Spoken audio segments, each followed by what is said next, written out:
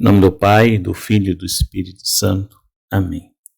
Querida irmã, querido irmão, feliz Páscoa para você. Que a paz do Cristo ressuscitado habite em vossos corações. Hoje é 4 de abril de 2021. Estamos no domingo da Páscoa, da ressurreição do Senhor. A Páscoa anual, a solenidade da Páscoa do Senhor, encerrando assim o Santo Tríodo Pascal com esse domingo da Páscoa. Na verdade, agora a gente já inicia esse novo tempo que durará 50 dias até chegar a Pentecostes. Que alegria! Vamos lá aos textos bíblicos. Primeira leitura, Atos dos Apóstolos, capítulo 10, versículo 34 e versículos 37 a 43. Comemos e bebemos com ele depois que ressuscitou dos mortos. Salmo responsorial é o 117. Este é o dia que o Senhor fez para nós. Alegremo-nos e nele exultemos. Repetindo, este é o dia que o Senhor fez para nós. Alegremo-nos e nele exultemos. A segunda leitura é carta aos Colossenses, capítulo 3, versículo de 1 a 4. Esforçai-vos por alcançar as coisas do alto, onde está Cristo. Ouçamos a sequência para esse domingo solene.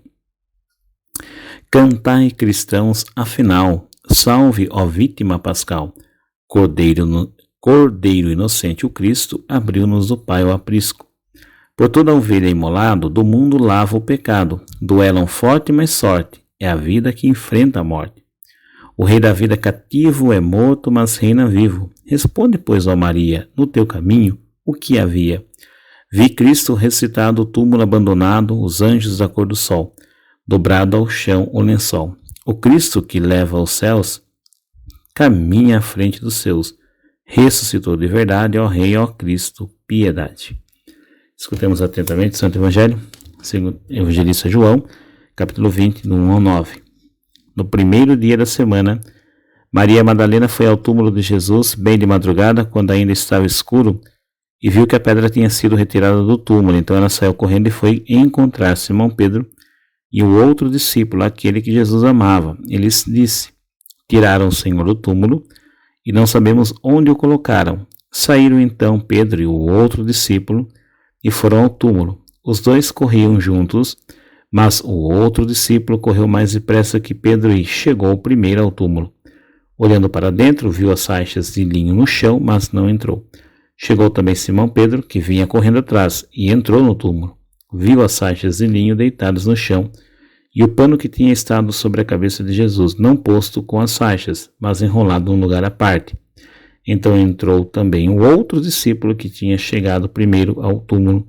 Ele viu e acreditou. De fato, eles ainda não tinham compreendido a Escritura, segundo a qual ele devia ressuscitar dos mortos. Palavra da salvação, glória a vós, Senhor, que as palavras do Santo Evangelho perdoem os nossos pecados, assim seja, que o Espírito Santo, do Adoro 7:12, ilumine nossa mente e nosso coração para bem compreendermos a palavra que nos foi anunciada. Amém.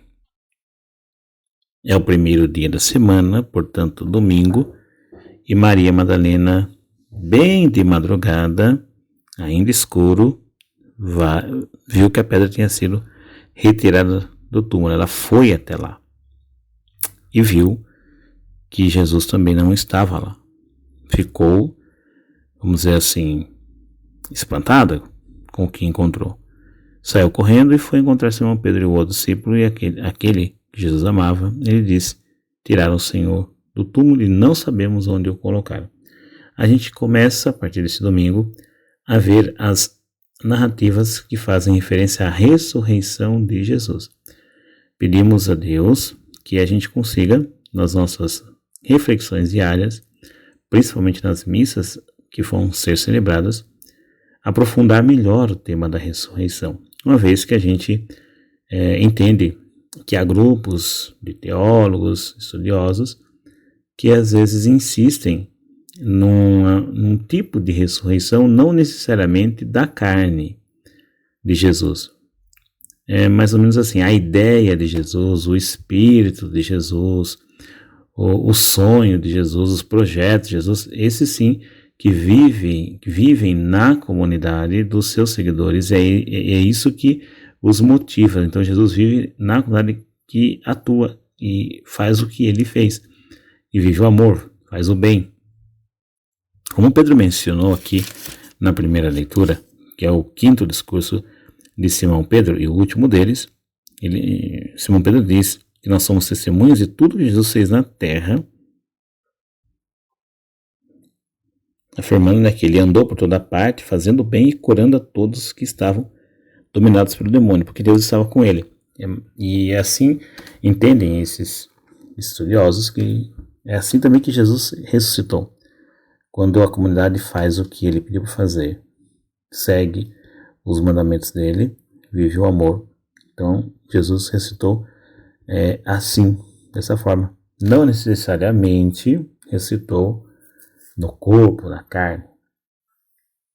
Alegam com isso que se porventura viessem um dia a descobrir restos mortais do corpo de Cristo, isso não abalaria a fé, já que não está fundamentado na comprovação de uma matéria em si. É muito estranho isso, né? Confunde bastante a gente.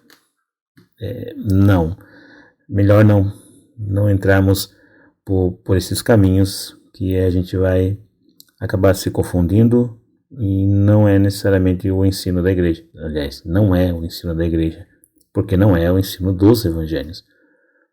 Aqui é muito claro, o mesmo texto de Pedro que fala que Jesus passou fazendo bem, diz que Deus o ressuscitou no 3º dia, concedendo-lhe manifestar-se não a todo o povo, mas às testemunhas que Deus havia escolhido, a nós que comemos e bebemos com Jesus, depois que ressuscitou dos mortos. Ou seja, é real, ele ressuscitou.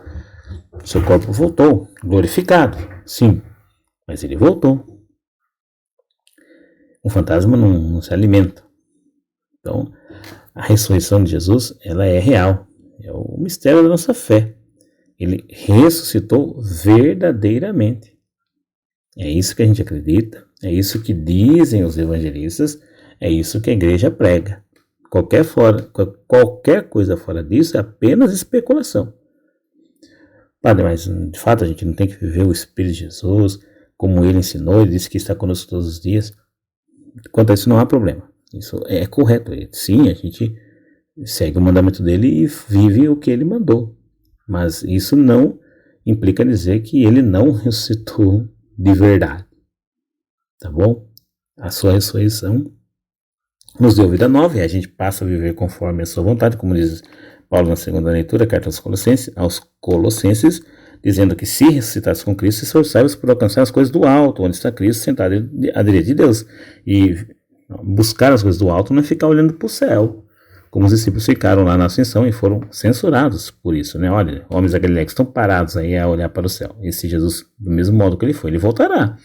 Então, buscar as coisas do alto é você buscar a viver, aí sim, viver o que Cristo ensinou. É testemunhar o seu amor, viver o seu amor, é se santificar, é se interessar pelas coisas do céu, ou seja, pelas coisas de Deus, que edificam e transformam a vida. Isso é buscar as coisas do céu, não os valores, não as coisas terrenas, as coisas do mundo. Tá bom? Mas viu que pode confundir, né? Porque é que a gente acaba ensinando as coisas que são iguais. Só que isso não modifica aquilo que é essencial no tema da ressurreição, que Cristo ressuscitou. Ele ressuscitou, nos comunicou seu Espírito, e a força do seu Espírito sim atua na comunidade, mas ele ressuscitou verdadeiramente.